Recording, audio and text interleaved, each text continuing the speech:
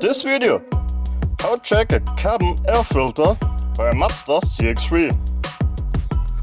Open the glove box.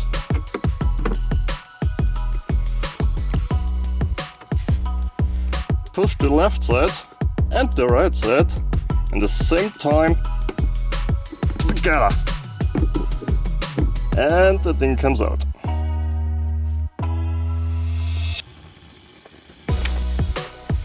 To open, there's a clip, push together, and the thing comes out.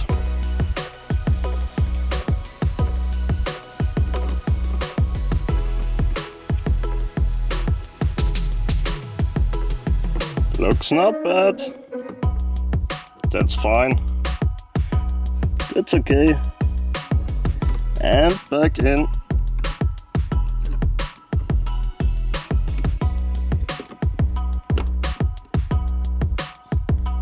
And back.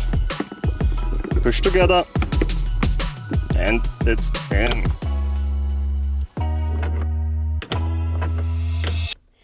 Perfect. Thanks for watching. See you next time.